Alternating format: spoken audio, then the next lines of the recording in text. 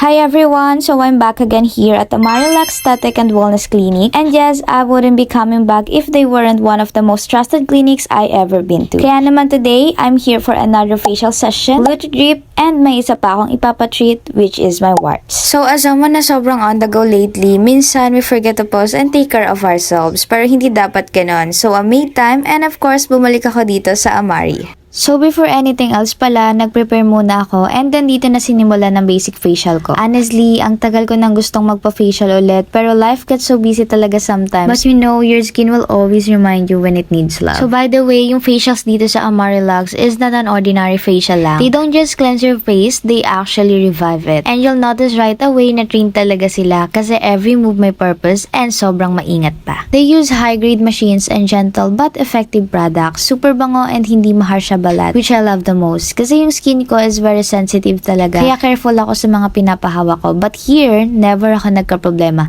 As in never. During my facial, sobrang bait ni Mom, promise. Hindi lang siya gentle sa paghawak, super approachable din. Kaya habang ginagawa niya yung treatment, nagkatsikahan pa talaga kami. Super gaan niya lang kausap, kaya hindi mo mararamdaman yung usual kaba or awkwardness. Parang tropa lang talaga ganun. Sobrang comfortable lang talaga ng vibe, literal na hindi ka mabuburyo dito. And that's the one thing I really love sa clinic nila. Hindi lang effective ang mga treatments, kundi nakakagaan din ang loob ang mga tao dito. So after ng cleansing and konting massage, dito na ako in-steam. Sobrang relaxing lang ng steam nila guys, and it helps open up yung pores natin para mas ready na for extraction and deep cleaning. Then, sunod na step, ginamitan na ako ng Hydrodermabrasion 1. So hinihigop nito yung mga dumi natin sa mukha like oil, sebum, and clogged dirt sa pores. Grabe, sobrang satisfying talaga neto. Hindi siya masakit ha, actually ang sarap nga sa feeling kasi ramdam mong nililinis ka talaga. After nung Hydrofacial 1, nag-cleansing ulit si Ma'am para siguradong malinis na talaga yung face ko before the next step. And then, dito na nag-start yung tweezing. Alam nyo na to guys, ito yung part kung saan unti-unting tatanggalin yung whiteheads and blackheads natin sa mukha, lalo na sa nose and sa baba area. Nakaka-proud lang kasi sobrang onti lang talaga nang nakuha dyan sa akin. Pero don't worry guys, kasi hindi siya sobrang sakit. Unlike sa isang clinic na napuntahan ko na before, naiyak na talaga ako, pero walang pakayang ate nyo. Dito, kayang-kaya nyo naman, lalo na kung sanay na sanay ka na. At akagadahan pa dito sa Amarilac, sobrang maingat si Ma'am. As in, dahan-dahan niyang ginagawa at laging nagtatanong kung okay ka lang ba, diba? Ganun siya ka-considerate kaya hindi ka talaga matatakot. After ng lahat, sinimulan na ako sa high-frequency facial. So dito, nilagyan muna ni Ma'am ng gauze yung buong mukha ko. Tapos dumaan na siya gamit yung glass wand na connected sa machine. May slight na vibration to, tapos parang may tingling sensation na super mild lang. Hindi siya masakit ha, actually nakaka-relax nga. So ang purpose pala nito is to kill acne-causing bacteria, to reduce inflammation, to tighten the pores, and to help heal the skin after extraction. Ma'am also explained na this step helps prevent breakouts and calm the skin. Kaya kung nagpa-extra ka or may redness ka, this helps your face recover faster. And dito na papasok si warts treatment. So this is the warts removal procedure, and based kay Ma'am, super advisable daw talaga to kahit once a year lang para at least hindi dumadami and naaagapan. Kasi minsan, di mo na siya napapansin pero andyan na pala. So ayun na nga, sinimulan muna ni Ma'am lagyan ng topical anesthesia yung mga part na may warts. Medyo nahihirapan pa nga si Ma'am dyan kasi yung warts ko sobrang maliit pa sa maliit and kakulay talaga ng balat ko kaya hindi halata. Tapos binabad muna to ng mga 45 minutes, so dahil wala akong tulog nito because of work, bumigay na talaga ako. Ma'am also explained na after tanggalin ng anesthesia, susunugin or kakaterize na yung warts gamit yung machine. At girl, akala ko tuturukan ako sa mukha kaya medyo kinakabahan ako kasi ang dami nito be. Pero nope, topical lang pala. Hindi siya tusok, hindi din injection, and because of that, thank God.